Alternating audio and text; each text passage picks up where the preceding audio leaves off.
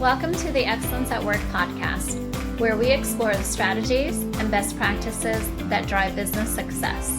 I'm Rachel Cooke, COO of Brandon Hall Group and the host of our podcast, along with members of our executive team. In each episode, we'll dive into the latest trends, insights, and real-world examples from some of the most exciting leaders from organizations worldwide. Be part of our journey and learn from the best as we discuss innovative approaches and cutting-edge technologies for talent management, learning and development, leadership, diversity and inclusion, and more.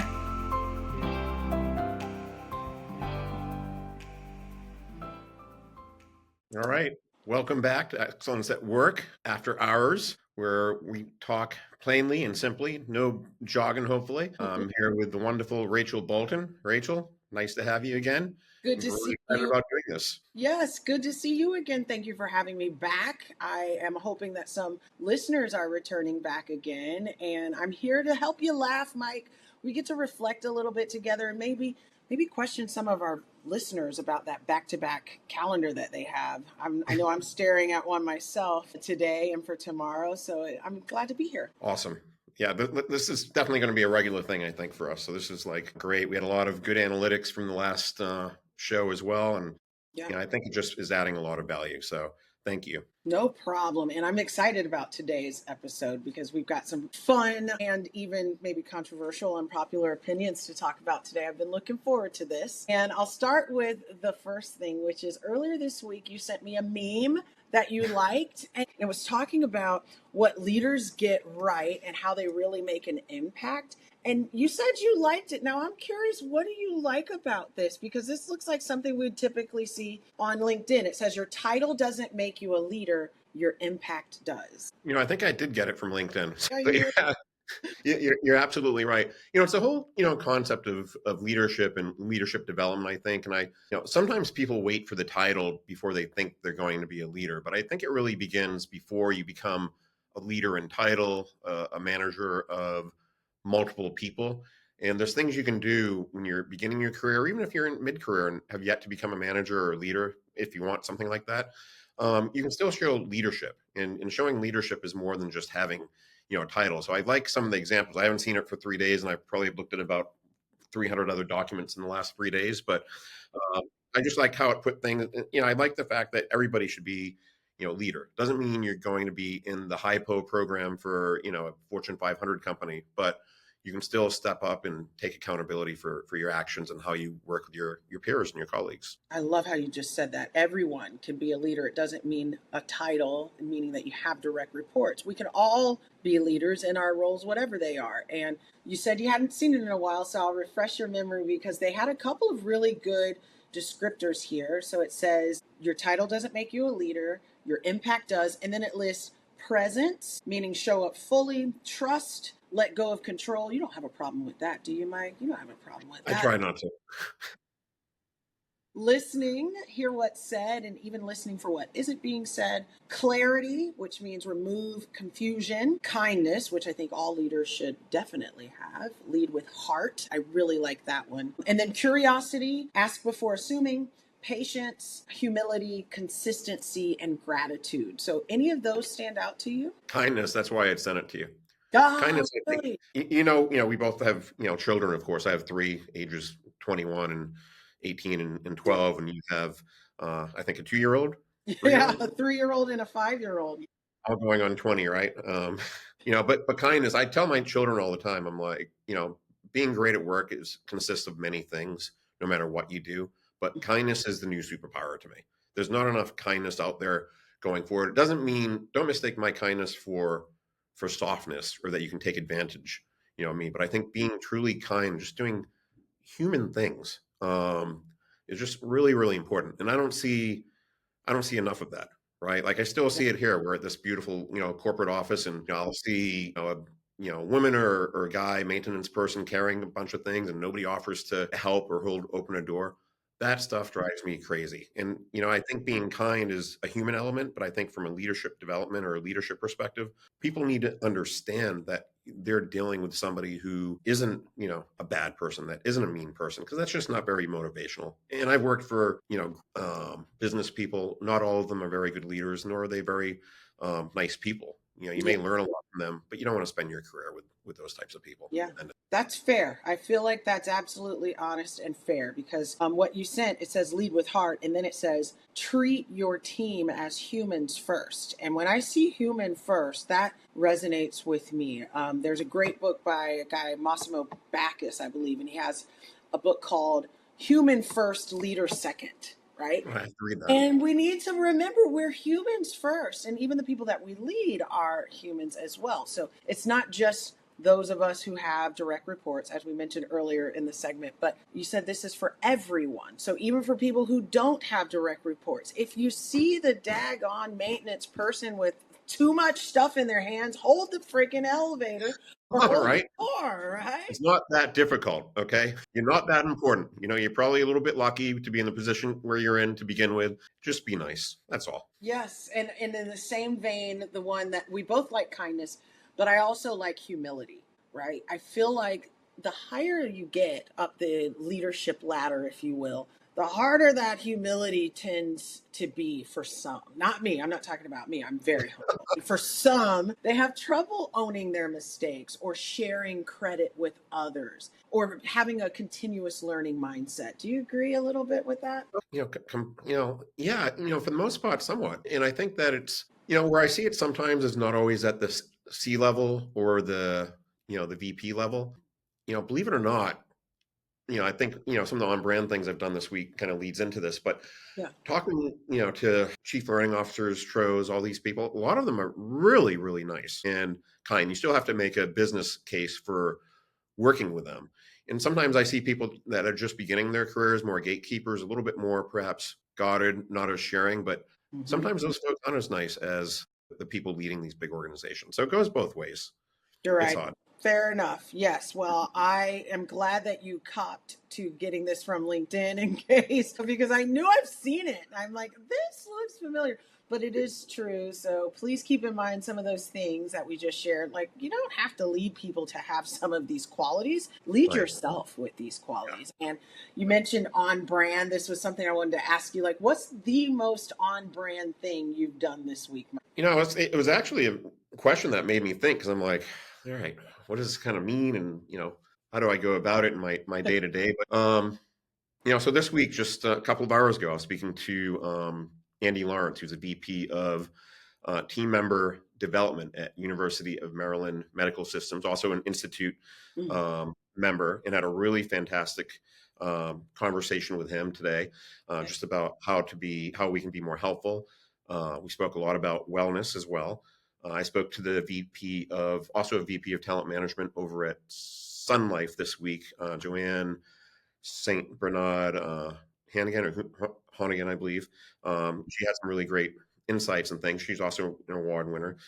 Just a couple of days ago, had a wonderful conversation to learn about initiatives and ways we can be valuable. And really, it was just a great learning conversation for me with Alex Lors, who's the chief learning officer over at Ernst& Young. Hmm. What else? We're really considering at Brandon Hall Group starting a wellness research division that will be included with the institute, but focused on the three areas that I think stress employees out the most, right? Financial wellness, mental wellness, physical wellness. What does that all mean? And I'm, looking at it, and at first glance, you're like, well, this really has nothing to do with learning and development and leadership development and Yeah. DEI, but I think it intersects across all those areas that we cover now, like employer value proposition, and other areas. So I'm looking at that very closely. That's something that I've spent probably a couple of hours on just this morning.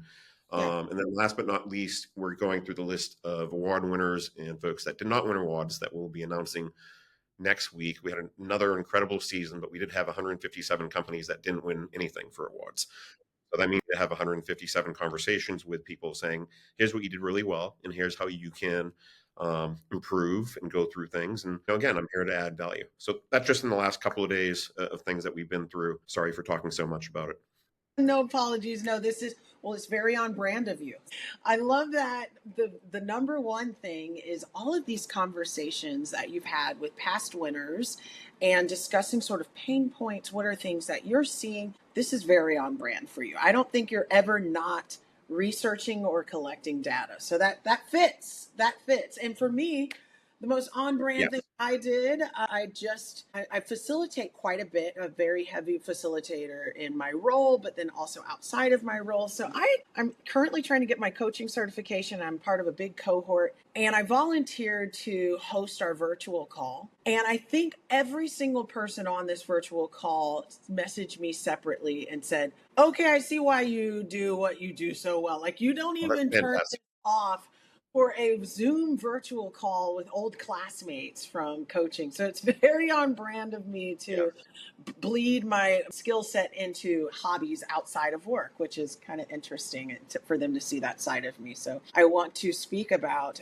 you said wellness, mental wellness, physical wellness. Well, let's talk about work-life balance, because we're going to get to our popular opinions portion right here. What do you think? Oh boy. I think you go through different phases in your life. Right now, it's difficult for me. I try to have work-life balance, but I'm excited with what I do at work. I'm also excited with my life and with my wife. Look at that, I can rhyme.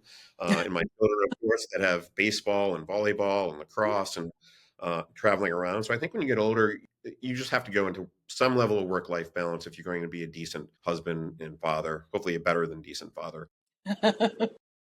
I have folks entering the workforce in their 20s. Don't worry about work-life balance. You should have none. You really should have no work-life balance. You should be working as much as possible in your 20s, developing connections as much, developing your skill set, developing your connections as much as possible. So by the time you turn 30 or 35, you're not a highly unskilled 35-year-old. It takes a lot of time and effort to learn in your 20s. So I'm not saying don't go out with your friends, but I'm saying it's okay to spend time, working and like grinding it out, because you'll be much happier with yourself when you're 35, because you're going to have all these great skill sets that you've developed and that you've learned from. That's how I kind of view it. It's probably not the most popular opinion for younger folks, but and it depends on what your goals are. If you just want to have fun all the time, that's okay too. But if you're in your 20s and you want to have a business one day, be a leader, or managing a huge organization or a division, it really starts in your 20s and in early 30s. Saying, you hear this, Gen Z, get out there and hustle. You don't need any stinking work-life balance, according to Mike Cooke. Listen, Yeah. I'm not kidding. I agree with this unpopular opinion. I can very recently reflect on my 20s, because I'm not that old. And I worked very hard during my 20s. I mean, I was the person who was a grinder. So yes, by the time I got into my mid-/lower 50s, I was able to have a little bit more work-life balance. So I want to say this. I think it's a myth. I don't think it exists. I don't think there is such thing as work-life balance, particularly for older professionals who are somewhat in that director and above Mhm. level. It does not exist. I believe that we are constantly in a continuum of maintaining both. Work bleeds into life, life bleeds into work. What do you think? Yeah, I completely agree with it. And I have a friend that has, I won't say them by name, but they were very much in their mid 20s to mid 30s. I was always one working, right? But they were like, I don't live to work. I work so I can live, and I just have this job, blah Yeah. blah blah. Well, years Yeah. later, he started his own company, and he now works like crazy. Like, now he doesn't have work life balance. It's been in the reverse, right? But I also think when you're younger, and even like after get into your 30s to a certain point, especially for the younger generation, don't say no to anything. Say yes to everything, even if you don't know how to do it. If your boss is saying, hey, I need to figure this out, and you know nothing about it, you say, I'll help you. If you get asked to, take a sales call because somebody got sick or something, and you've never been in sales, you say yes. Yeah. You never should say no. And I never said no in my early 20s. And it's probably a little bit unhealthy the way I did things. I think I took 8 days off, including weekends, when I was in my 20s over 3 years. I only took 8 days off. That's it. But I go back to that time, and that gave me my discipline. That gave me a lot of my mental discipline, really, with what I needed to go through. And I think it's just something that's, it's a good thing to learn how to grind a little bit. Like you were saying before, Rachel, I think it's really, really, really important. And I hope, I mean, I saw something yesterday, like that's been on my mind is there's an article called the new like Gen Z stare, where Yes, like people, you ask a younger person a question and they just look the at you stare. blankly, or you don't know how to read them necessarily because Yeah, they're processing, because they're our true like first digital natives when you think about it. And I true. don't think they mean anything by it, but I was just looking at it and I was like, that's kind of interesting. I think you'll get the Gen Z stare when you tell them you don't need any work life balance. Get out there and work. They're going to be like, right. And we know that they are very different. And so the what they perceive as work life balance may look and sound different than what I consider work life balance to be. For Yeah. example, you mentioned I have very young kids, right? And balance doesn't, I don't know what that word means. I don't know what a balanced diet looks like. I don't know what balanced sleep looks like. I don't know what balanced boundaries look like. In fact, it sounds more like a yoga pose because for me, kids yelling in the background, sick children unexpectedly, baseball games for you, tournaments for Sophia, things that are priorities, they're going to impact work life. So I would say, don't try to strive for balance because it doesn't exist. I would say try to make intentional boundaries. Is that fair? Boundaries would Yeah. be better. I think that's fair, and you can do that. And we're very fortunate. We have several Gen Zs, in our office here, and Yeah. they're great. I don't really get the Gen Z stare from them, at least I don't think often. But no, we're very, and you got to understand too. These are the next future leaders, the next future husbands and wives, and they need to be productive as they move on in life. So we're all here to like develop each other. I think it's really exciting talking to younger folks now in the workforce, now that I'm kind of an old man, um, 53 here. But you also can learn a lot too. And that's the other thing, just have a beginner's mindset. You can learn things from younger generations as well too. And I think that's what makes this whole world, very interesting to me. Absolutely. Oh my gosh. I had someone within my org on a call just earlier this week, and I know they're Gen Z. And it was so funny, Mike. We asked a question to him, and he goes, okay, well, first of all, I don't mean to throw any shade at anybody. And I'm like, I haven't heard throw shade in a meeting in years easily. I So love it.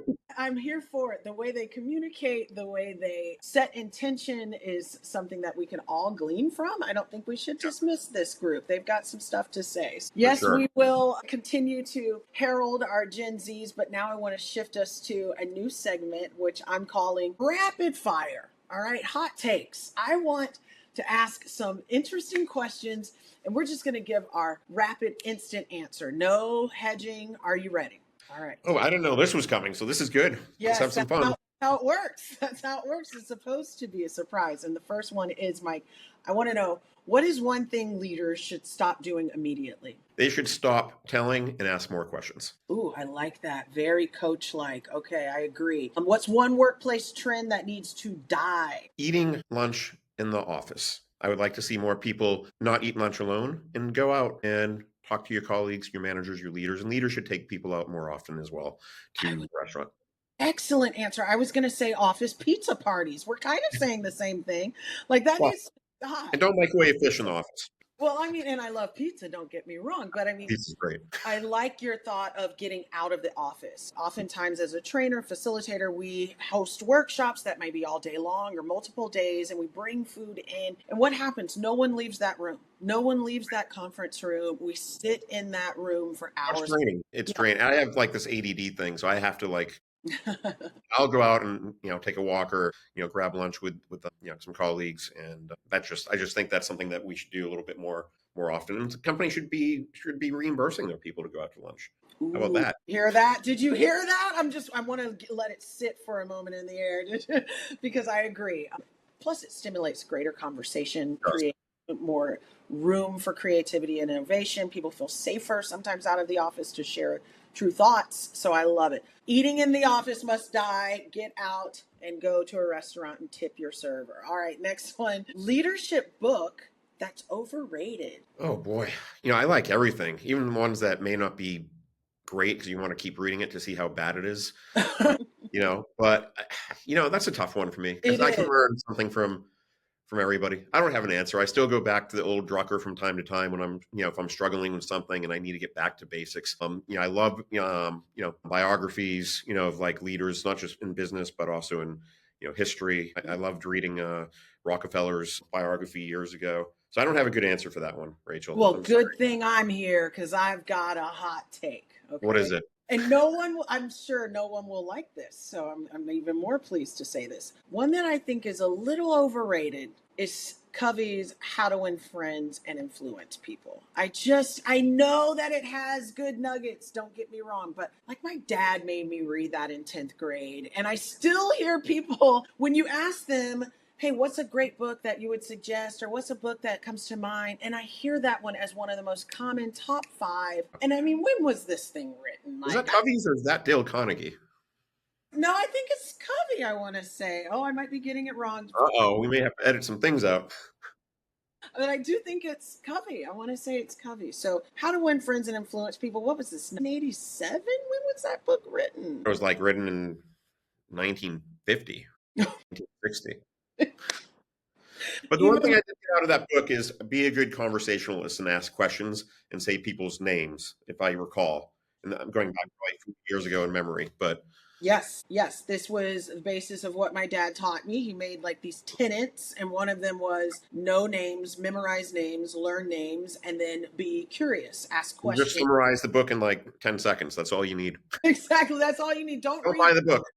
You don't need that overrated book now. We've just given you the All right. And then you mentioned earlier about Gen Z. What would you say that they're getting right? Maybe they're getting work-life balance right. True.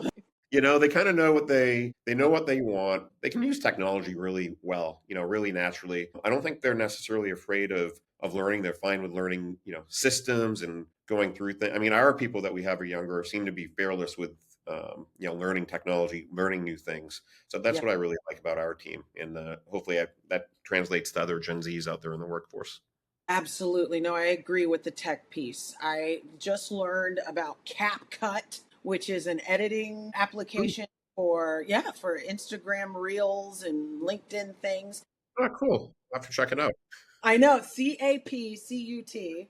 I just learned There you about go. CapCut, and the person who told me was easily 19 years old. And they're like, we all use this to make our videos. We all use this. And I've never heard of it before last week. So, yes, fearless about tech, ready to dive in, and probably pretty strong at it as well. I look at that CapCut and it looks like a MacBook Pro studio. It's got levels and knobs and buttons, and I needed a YouTube video to even figure out how to use it. So Well, when you figure out how to use it, let me know. I might need I some. will. I'll do it with more work-life balance. I'll know what I'm doing after a little while. So thank you for playing along with Rapid Fire. And if there are any hot takes or things that you want us to ask about, please do not hesitate. Send us whatever you think you'd like to hear from us to talk about. But as we wrap up, thinking about work-life balance, if you feel like you've been balancing too much lately, take this as a sign to stop juggling everything. You cannot juggle it all. You're allowed to choose rest and still be wildly effective, right, Mike? So very true. It's okay to go to bed a little bit earlier. It's okay to, tell yourself you can give yourself a break and wake up a little bit later in the morning if you want to. It's okay. It's okay to go into the office a little bit later from time to time too, and just, let the day come to you a little bit. You have a plan, but some days you do need to have a little bit of a, mental break. There's nothing wrong. Absolutely. I was just thinking about, you said earlier that you never said no in your 20s. You never said no. You took on everything. And I'm like, neither did I. I even never said no to vacation. I remember days off or PTO or whatever, and I would not take it. I was in sales roles and I just didn't want anyone else covering my base or talking to clients. I mean, I don't remember taking vacation in my 20s. Do you? No, I really don't. And now I think to your point, now, when you have all this stuff you have to juggle, you do have to make choices and compromises. And sometimes you have to say, no, I can't get to it right now, but maybe I can get to it tomorrow, or I'll wake up at 4:30 in the morning to handle it if it's absolutely critical Yes.